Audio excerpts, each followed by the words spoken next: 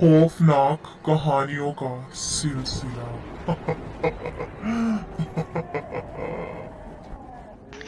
अस्सलाम वालेकुम my YouTube family, कैसे हैं आप सब।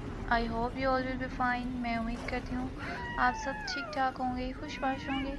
अल्हम्दुलिल्लाह मैं भी बिल्कुल ठीक हूँ। मेरे चैनल हॉरिबल प्लैनेट में आप सबको खुशामदीद। आज मैं आपके लिए हॉरर स्टोरी भूतिया बंगले का लास्ट पार्ट लेके आई हूँ, जो कि बहुत ज़्यादा इंटरेस्टिंग है। अगर आप हॉरर स्टोरीज़ के शौकीन हैं तो जल्दी से वीडियो को लाइक कर दें और स्टोरी इंजॉय करें।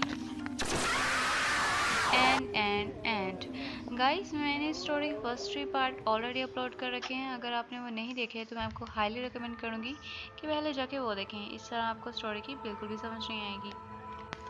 इस भूतिया बंगले की मालकिन की मौत बहुत ही बुरी तरह से हुई थी, जिसकी वजह से अब वो मरने के बाद बहुत ज़्यादा जालिम हो गई थी और अपना बदला लेने के लिए वो ऑटो ड्राइवर्स को मार रही थी। इस बंगले की मालकिन के साथ बहुत बुरा हुआ था। दरअसल उस संडे की रात को हुआ ये था कि इस बंगले की मालकिन देर रात एक पार्टी से वापस लौट रही थी कि रास्ते में उसकी स्कूटी बंद पड़ गई। इस वजह से उस औरत ने ऑटो लिया और घर आ गई।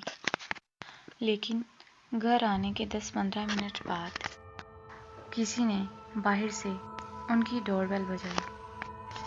उन्होंने दरवाजे के होल से देखा तो उन्हें बाहर वही ऑटो ड्राइवर नज़र आया जिसकी ऑटो में वो घर आई थी। फिर उस औरत ने दरवाजे के अंदर से ही पूछा, क्या हुआ भैया, आप यहाँ क्यों आए हो? तो रिक्शा ड्राइवर ने कहा, मैडम, आप अपना मोबाइल ऑटो में ही छोड़ आई थी, मैं वही लौटाने आया हूँ। मगर वो औरत घर पर बिल्कुल अकेली थी और उनके शौहर किसी काम से बाहर गए हुए थे और उसकी सास पहले ही मर चुकी थी। और वो ऑटो ड्राइवर कुछ देर पहले ही ऑटो के शीशे से उस औरत को गंदी नज़र से देख रहा था। इस वजह से उस औरत को इतनी रात गए एक ऑटो ड्राइवर के लिए दरवाज़ा खोलना कुछ ठीक नहीं लग रहा था। तो औरत ने कहा, भैया आप मोबाइल दरवाजे के बाहर छोड़ दो, मैं कल सुबह होते ही मोबाइल बाहर से ले लूँगी। बहुत बहुत शुक्रिया। ऑटो ड्राइवर ने कहा। ओके मैडम, ठीक है। फिर उसने मोबाइल दरवाजे के बाहर रखा और ऑटो लेकर वहाँ से चला गया। ऑटो के जाने की आवाज़ सुनकर उस औरत ने दरवाज़ा खोला, मोबाइल लेने के लिए घर से बाहर आई और इस तरह वो ऑटो ड्राइवर के जाल में फंस गई। जैसे ही उस औरत ने दरवाज़ा खोला, ऑटो ड्राइवर का एक दोस्त जो वहीं बाहर छुपा हुआ था, उसने उस औरत की गर्दन पर चाकू रख दिया और बोला, एकदम खामोश रहना। अगर एक लफ्ज़ भी अपनी ज़ुबान से निकाला तो यहीं गला काट दूंगा। वो औरत बहुत ज़्यादा डर गई।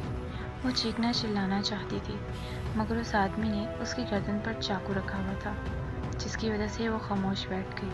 तभी उस आदमी ने ऑटो ड्राइवर को फ़ोन लगाया और वापस बुला लिया। ऑटो ड्राइवर पहले ही जानता था कि ये औरत मोबाइल लेने के लिए दरवाज़ा नहीं खोलेगी। वो जानता था कि जब वो मोबाइल रखकर वहाँ से चला जाएगा, तब वो औरत अपना मोबाइल लेने के लिए बाहर आएगी। इस वजह से उसने पहले ही अपने प्लान में एक दोस्त को शामिल कर लिया था। उसने डोरबेल बजाने से पहले ही अपने दोस्त को चाकू देकर दरवाजे के करीब खड़ा कर दिया था और सब कुछ ऑटो ड्राइवर के प्लान के मुताबिक हुआ। इस तरह वो औरत उसके जाल में फंस गई। ऑटो ड्राइवर और उसके दोस्त ने मिलकर औरत के साथ बहुत बुरा किया। उसे मारा, पीटा और औरत को बहुत ज़्यादा टॉर्चर किया और घर का सारा सोना और पैसा लूट लिया। और घर से जाते वक्त उन दोनों ने उस औरत के हाथ पांव रस्सी से बांध दिए और उसके मुंह पर टेप लगा दी ताकि वो कोई आवाज़ ना कर सके। और उस औरत को घसीटते हुए वॉशरूम में ले गए और वॉशरूम के बाहर टब में मरने के लिए फेंक दिया। और वहाँ से जाते वक्त उस ऑटो ड्राइवर और उसके दोस्त ने मिलकर बाहर से दरवाजे को लॉक कर दिया, ताकि अगर उनके घर कोई आए तो उन्हें यही लगे कि औरत घर पर नहीं है और वो कहीं बाहर चली गई है। सुबह जब उनकी नौकरानी घर पर काम करने के लिए आई तो उसने देखा कि दरवाजे पर लॉक लगा हुआ है, तो उसने उस औरत को कॉल की, मगर उस औरत का फ़ोन तो बंद जा रहा था। और फिर काम वाली वहाँ से चली गई। लगातार 6 दिन काम वाली बंगले के चक्कर काटती रही, मगर वो जब भी आती उसे दरवाजे पर लॉक लगा हुआ मिलता। इसी तरह 15 दिन गुजर गए और जब उस औरत का शौहर घर वापस आया तो उसने देखा कि घर पर लॉक लगा हुआ है। उस ताले की एक चाबी औरत के पास और दूसरी उसके शौहर के पास रहती थी, जिसकी वजह से शौहर ने अपनी जेब से चाबी निकाली और ताला खोलकर अंदर चला गया। उसने सारा सामान बेडरूम में रखा और फ्रेश होने के लिए वॉशरूम की तरफ बढ़ा। वॉशरूम का दरवाज़ा खोलते ही उन्हें बहुत ज़्यादा गंदी स्मेल आई। जब उन्होंने लाइट चलाई तो वो नज़ारा देखकर वो बहुत ज़्यादा परेशान हो गए, क्योंकि बाथ टब में उस आदमी की बीवी की लाश पड़ी हुई थी। 2 हफ्ते में उस औरत की भूख और प्यास से उसी बाथ टब में मौत हो गई थी। अगले 1 हफ्ते के दौरान ही पुलिस ने 2 ऑटो ड्राइवर्स को पकड़ा। जब उनसे पूछताछ की तो उन्होंने पुलिस को बताया कि उस संडे की रात उन्होंने इस औरत के साथ क्या किया था। और अब मुझे पता चल चुका था कि इस औरत की सोल ऑटो ड्राइवर्स को मारकर अपनी मौत का बदला ले रही है, क्योंकि शायद वो चाहती हैं कि जो उनके साथ हुआ वो किसी और औरत के साथ ना हो। इसी वजह से वो दुनिया से ऐसे लोगों को मार कर ख़त्म कर देना चाहती थी जो औरत की तरफ बुरी निगाह से देखे या उसके साथ कोई उल्टी सीधी हरकत करने की कोशिश करे। मैं चिल्ला चिल्लाकर उस औरत की सोल को ये बताने की कोशिश कर रहा था कि मैं एक ऑटो ड्राइवर नहीं बल्कि एक राइटर हूँ और मैं किसी बुरी नीयत से हरगिज़ नहीं आया था। मगर उस सोल को मेरी किसी भी बात से कोई फ़र्क नहीं पड़ रहा था। वो एक खौफनाक गाना गाती रहती और बस यही कहती कि तुम यहाँ से बाहर नहीं जा सकते, ना जिंदा ना मुर्दा।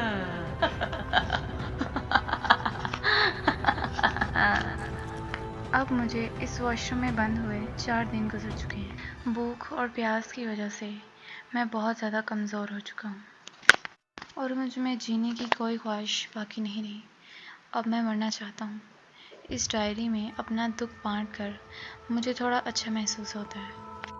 मैं बस इस उम्मीद पर जी रहा हूँ कि कब वो दरवाज़ा खुल जाए और मैं यहाँ से भाग जाऊँ। मुझे मेरी बीवी बच्चों की बहुत ज़्यादा याद आती है। मेरी लाख कोशिश के बावजूद वॉशरूम का दरवाज़ा नहीं खुला। मेरा गला प्यास की वजह से खुश्क हो चुका है। मैं रो रहा हूँ।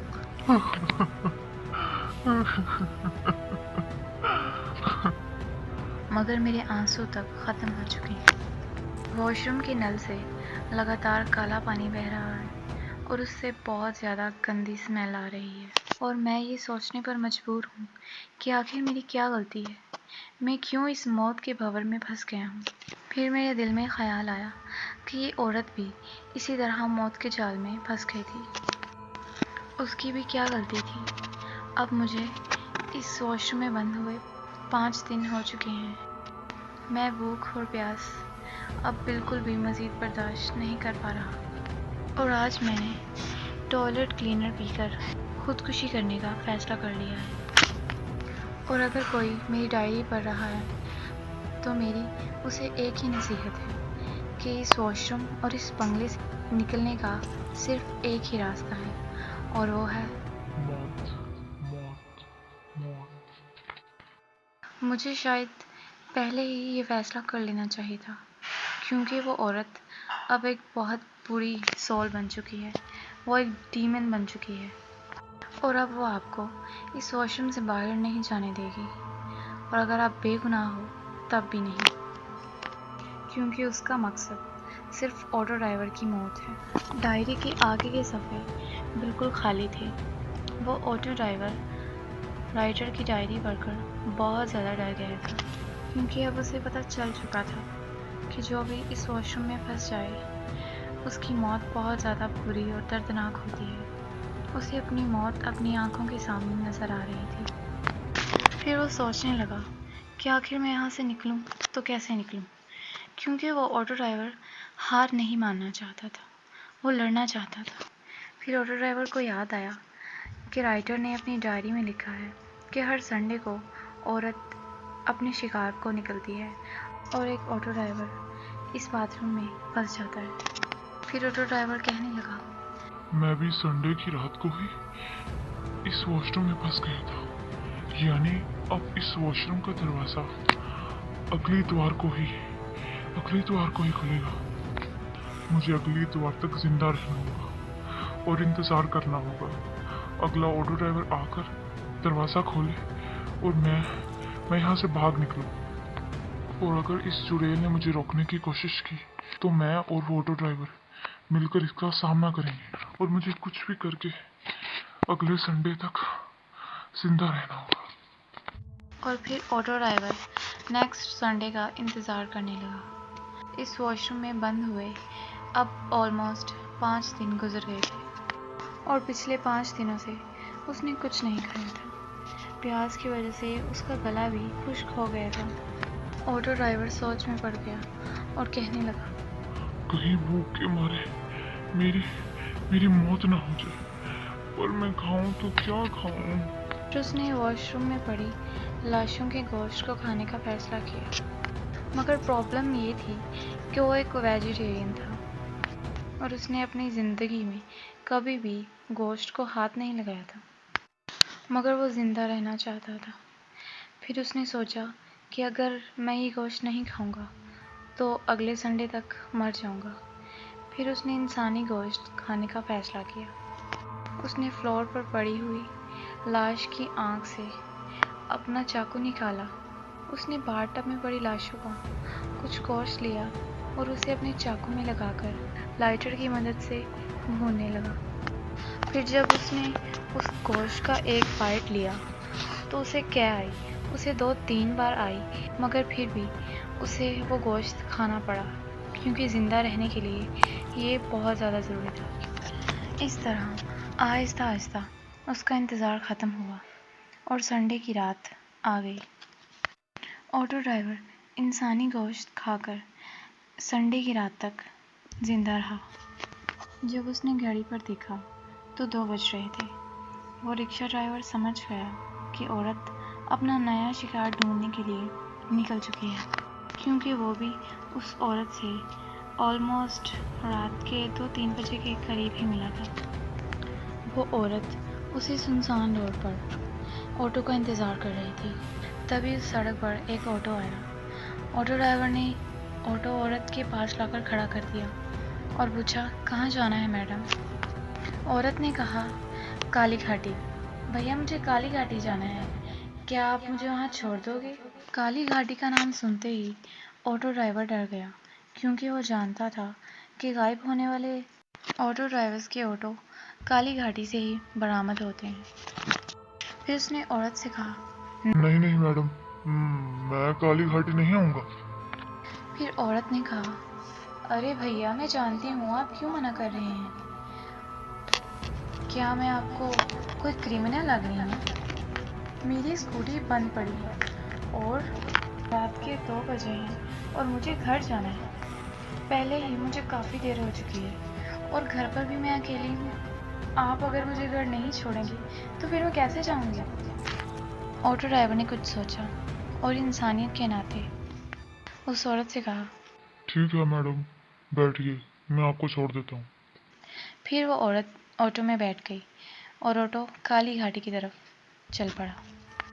यहाँ वॉशरूम में बैठा ऑटो ड्राइवर उस औरत और दूसरे ऑटो ड्राइवर का इंतज़ार कर रहा था। तभी उसे बंगले के बाहर एक ऑटो रुकने की आवाज़ आई और उसके थोड़ी देर बाद ही उसे ऑटो जाने की आवाज़ आई। उसे पता था कि औरत ने अपना मोबाइल ऑटो में छोड़ा होगा और वह ऑटो ड्राइवर मोबाइल देने के लिए यहाँ वापस ज़रूर आए।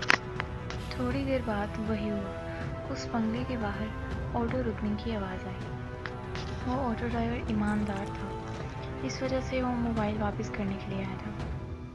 वो ये तो जानता था कि काली घाटी में उसे खतरा है, मगर वो एग्जैक्ट लोकेशन नहीं जानता था। फिर वो गेट खोलकर अंदर चला गया और डोरबेल बजाई, मगर कोई रिस्पॉन्स नहीं आया। उसे लगा कि शायद वो औरत सो रही होगी और वो ऑटो ड्राइवर वापस जाने के लिए मुड़ा। तभी उसे बंगले से किसी के चिल्लाने की आवाज़ आई। वो वही ऑटो ड्राइवर था जो वॉशरूम में बंद था। बचाओ, कोई तो बचाओ मुझे, मैं इस बंगले के वॉशरूम में फंस गया हूँ, बचाओ। वो ऑटो ड्राइवर वॉशरूम से बोला। ये आवाज़ सुनकर नया ऑटो ड्राइवर बहुत ज़्यादा हैरान हुआ। उसने दरवाजे पर हाथ मारा तो दरवाज़ा खुल गया। उस नए ऑटो ड्राइवर को लगा कि कुछ ना कुछ तो गड़बड़ है, इस वजह से वो अंदर चला गया। तभी फिर से उसे किसी के चिल्लाने की आवाज़ सुनाई दी। वो आवाज़ सेकंड फ्लोर से आ रही थी। वो भागता हुआ सेकंड फ्लोर पर गया और एक बेडरूम में पहुंच गया। बेडरूम के वॉशरूम से वो आवाज़ आ रही थी। ऑटो ड्राइवर ने कहा, हाँ हाँ, मैं अभी दरवाज़ा खोल देता हूँ। और जब नए ऑटो ड्राइवर ने दरवाज़ा खोला तभी वो औरत पीछे से आ गई और उसने एक ज़ोरदार किक नए ऑटो ड्राइवर को मारी और वो भी वॉशरूम में गिर गया। और जैसे ही वो वॉशरूम में गिरा, औरत ने बाहर से दरवाज़ा लॉक कर दिया। नया ऑटो ड्राइवर वॉशरूम में पड़ी लाशों को देखकर बहुत ज़्यादा घबरा गया। वो चीखने चिल्लाने लगा। वो बहुत ज़्यादा डर गया था और अब वो ये भी जान चुका था कि शहर से गायब होने वाले ऑटो ड्राइवर्स कहाँ जाते हैं। दूसरी तरफ पुराना ऑटो ड्राइवर अपना सर पकड़कर टॉयलेट सीट पर बैठ गया, क्योंकि उस ऑटो ड्राइवर का यहाँ से बाहर निकलने का प्लान फेल हो चुका था। दूसरी तरफ नया ऑटो ड्राइवर दरवाजे को खटखटाने लगा। कभी वो दरवाजे पर किक मारता तो कभी हाथ मारता और कहने लगा, दरवाज़ा खोलो, दरवाज़ा खोलो, वरना मैं तुम्हें छोड़ूंगा नहीं, तुम्हें जान से मार दूंगा, दरवाज़ा खोलो। तभी पीछे से पुराना ऑटो ड्राइवर बोला, दोस्त, तुम्हारा मोबाइल कहाँ? जल्दी से पुलिस को फोन लगाओ, हम अभी पुलिस को बुलाते हैं। तभी नए ऑटो ड्राइवर ने अपनी सारी जेबें चेक की, मगर वो अपना मोबाइल ऑटो में ही छोड़ गया था और वो बोला, अरे ये क्या, मेरा मोबाइल तो ऑटो में ही रह गया। ये बोलकर वो रोने लगा।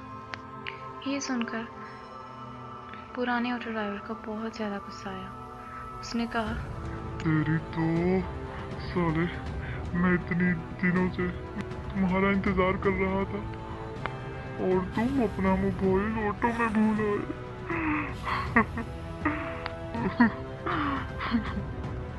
फिर वो ऑटो ड्राइवर ज़ोर ज़ोर से चीखने चिल्लाने और रोने लगा। और फिर नए ऑटो ड्राइवर ने उससे कहा, भाई सुनो भाई, रो नहीं और मुझे पूरी बात बताओ कि यहाँ आखिर हो क्या रहा है। और पुराने ऑटो ड्राइवर ने उसे सारा माजरा बताया कि किस तरह ये औरत ऑटो ड्राइवर्स का शिकार करती है और उन्हें यहाँ लाकर मार देती है। वो नया ऑटो ड्राइवर ज़ोर ज़ोर से रोने लगा। अब हम यहाँ से बाहर कैसे निकलेंगे? तभी वो औरत बाहर से बोली, तुम यहाँ से बाहर नहीं निकल सकते, ना जिंदा ना मुर्दा। फिर उसने नए ऑटो ड्राइवर से कहा कि मैं तुझे यहाँ से बाहर निकाल सकती हूँ, मगर तुझे मेरा एक काम करना होगा। नए ऑटो ड्राइवर ने पूछा, काम कैसा काम? क्या करना होगा मुझे? फिर औरत ने उसे कहा, तुम्हारे सामने वाले ऑटो ड्राइवर को मार डालो। ये सुनकर नया ऑटो ड्राइवर थोड़ा घबरा गया, क्योंकि वो उसे मारना नहीं चाहता था। इससे पहले कि वो कुछ करता, पुराने ऑटो ड्राइवर ने अपने चाकू से नए ऑटो ड्राइवर पर वार कर दिया और उसके पेट में चाकू मार दिया। नया ऑटो ड्राइवर दर्द से करा रहा था और उसने पुराने ऑटो ड्राइवर से कहा, मैं तुम्हें नहीं मारने वाला था। फिर पुराने ऑटो ड्राइवर ने कहा, मगर मैं जानता हूँ, आज नहीं तो कल तुम मुझे मार ही देते। ना तुम मुझे मार सकते हो और ना ही वो औरत। मैं अमर हूँ, मैं अमर हूँ। और इससे पहले कि तू मुझे मारता, मैं ही तुझे मार देता। ये कहकर पुराना ऑटो ड्राइवर फिर से चाकू से उस पर हमला करने के लिए आगे बढ़ने लगा। तो नए ऑटो ड्राइवर ने कहा, नहीं नहीं, मुझे मत मारो, मुझे मत मारो, मैं तुम्हारे पैर पड़ता हूँ। मगर पुराना ऑटो ड्राइवर उसकी एक नहीं सुन रहा था। जब नए ऑटो ड्राइवर ने देखा कि पुराना ऑटो ड्राइवर उसकी बात को अनदेखा कर रहा है, तो उसने उसे एक जोरदार किक मारी और उसका चाकू छीनकर उसे ही दे मारा। पुराना ऑटो ड्राइवर जमीन पर गिर गया और पूरा फर्श खून से लथपथ हो गया। और फिर वो दरवाजे के पास गया और उस औरत से कहने लगा, मैडम मैडम मैडम, मैंने उसे मार दिया मैडम। मुझे बाहर निकालो मैडम, मुझे यहाँ से जाने दो मैडम। मेरी बीवी बच्चे मेरी राह देख रहे होंगे। और तभी वॉशरूम का दरवाज़ा खुल गया।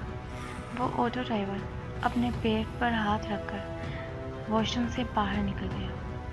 और तभी उस औरत ने उस ऑटो ड्राइवर के टांगों से उसे पकड़ लिया और घसीटती हुई वॉशरूम में ले गई और उसे मार दिया।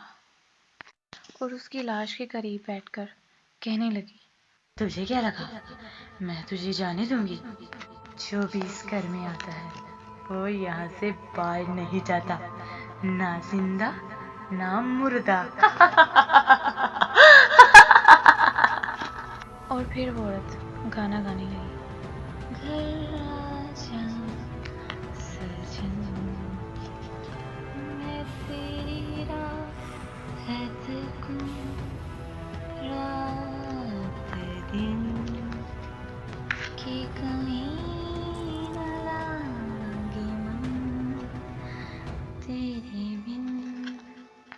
तेरे बिन घर आजा सजन। और इस तरह उस चुड़ैल ने उन दोनों ऑटो ड्राइवर्स को मार दिया। नेक्स्ट संडे वो अपने अगले शिकार पर निकली और वो उसी सुनसान सड़क पर जाकर ऑटो का इंतज़ार करने लगी कि तभी उस सड़क पर एक नौजवान ऑटो ड्राइवर आया जो गाना गुनगुना रहा था। आजा सनम मधुर चांदनी में, तुम मिले तो मेरा नीम आज की बहार, झूमेगा आसमां। तभी उसे सामने सुनसान सड़क पर एक औरत नजर आई जो हाथ हिला रही थी। ऑटो ड्राइवर ने ऑटो उसके पास जाकर खड़ा कर दिया और उस औरत से पूछा कि मैडम, आपको कहाँ जाना है? तो औरत ने कहा, काली घाटी। ये सुनकर ऑटो ड्राइवर पसीने से लथपथ हो गया क्योंकि शायद उसने औरत को पहचान लिया था। आदमी ने कहा, क्या काली घाटी? नहीं नहीं मैडम, मैं नहीं चाहूँगा काली घाटी। औरत ने बड़े प्यार से कहा, प्लीज़ छोड़ दो ना, आज मैं अकेले हूँ घर पर। लेकिन ऑटो ड्राइवर ने इनकार किया और वहाँ से चला गया। थोड़ा दूर जाकर वो ऑटो ड्राइवर सोचने लगा, ये कैसे मुमकिन है? ये औरत तो 4-5 महीने पहले मर चुकी है। फिर अचानक उसे एक गाना सुनाई दिया, घर आजा सजन, तेरी राहत को मैं रात दिन कि कहीं न लगे मन।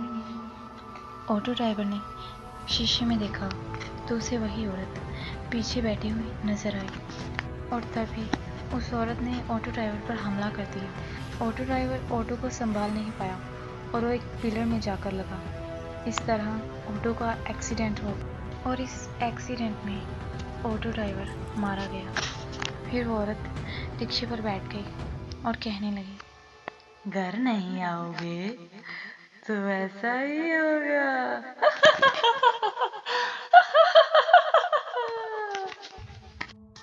सो गाइस, आज हमारी स्टोरी कंप्लीट हो गई है। अगर आपको मेरी स्टोरी अच्छी लगी है तो वीडियो को लाइक कर दें।